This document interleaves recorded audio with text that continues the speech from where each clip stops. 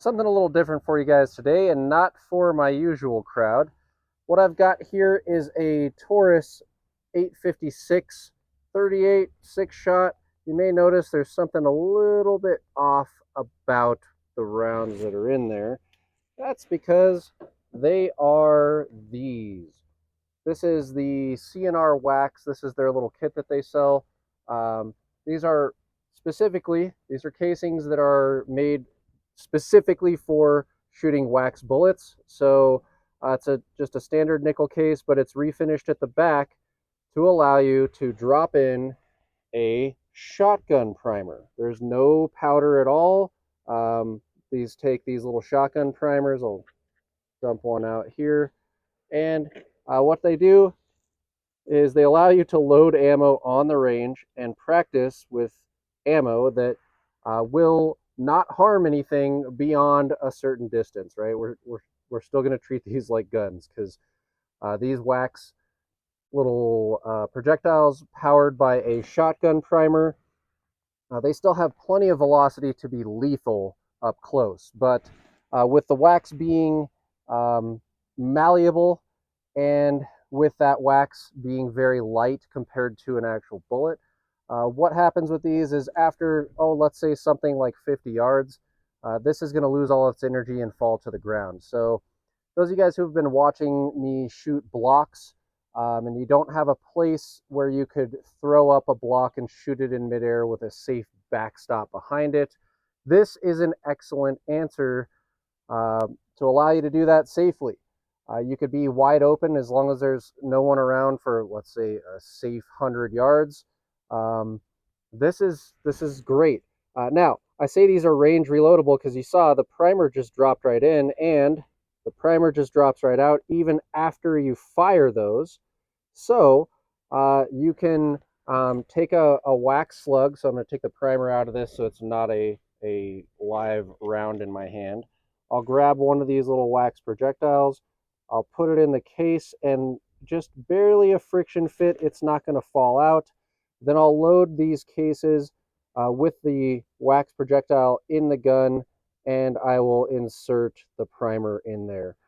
So I'm going to set this one aside because I have 6 of these loaded up, ready to go. Gotta be careful because if you have the cylinder open and you invert the gun like so, those primers will fall out. But as you can see, with the primers in and with the cylinder closed, the stuff isn't going anywhere. So let's shoot it a bit. All right, guys, these are advertised for use inside of 10 yards. Just to demo for you guys, I'm at 20 yards with this. These are all loaded the same shotgun primer and a wax cylinder, no powder necessary. Let's see if I can make hits on this steel at 20 yards.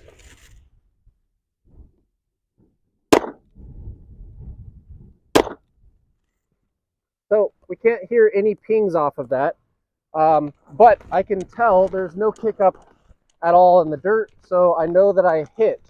Now, this could also work well for those of you who want to shoot steel real close. So now I am closer than I would ever want to be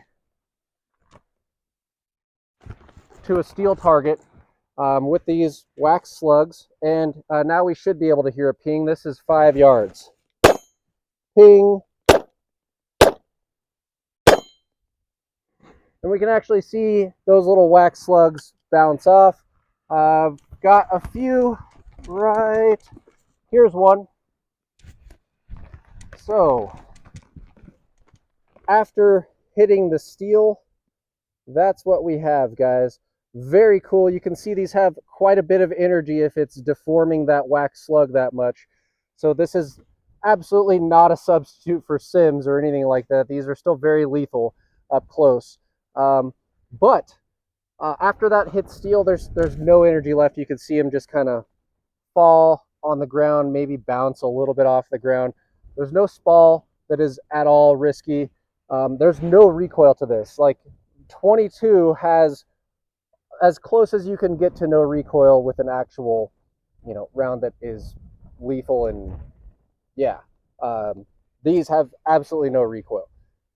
Kind of cool. So those of you guys, all you guys with the 38 snubbies who are struggling to find ammo and to be able to afford ammo for it, guys, these all the components I purchased together were very affordable. I have enough components now to shoot 1,000 of these wax slugs, you know, minus the ones I just shot for you guys.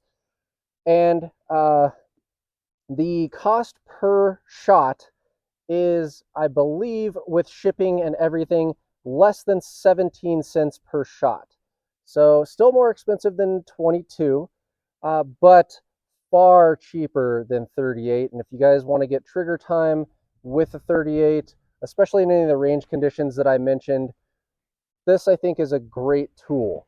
Now, after I've shot these, you can see I've got a good dent on that primer, and there's no case stick at all, because there's not really even enough pressure for the casing to obturate to the chamber. And then also I want to show you guys here that this primer still falls out of the gun, or I should say falls out of the casing, and you can just reload it. I'm sure that you need to clean these casings, and I know you need to clean the barrel of this. I believe the recommendation is every 100 wax slugs through this, you should rip the bore from it. But that's still something that you can do on the range. So if you get 50 of these cases, which they sell them by the 50 pack, and a thousand of the wax slugs and 1,000 case of primers, you can have a fun day at the range, shoot as much as you want. With a little bit of cleaning kit, you can load them on the range. So yeah, this is pretty cool. All right, guys, so you can see how easily these are loaded. What I'm going to do is actually load one of these right in front of you as I talk. So I've got my case that's modified. I insert the projectile in. I'm going to insert that into the gun here, and then I will put the primer in. Just going to align the cylinder. And also as a demo, guys, so you understand that these are still like dangerous projectiles coming out of this, I'm just going to demo on this water bottle here. We'll get wet. Yeah, so enough energy to harm, right? Probably could be lethal if that shot was in the right place. So don't treat them like a toy, but they are absolutely a pretty cool little training aid.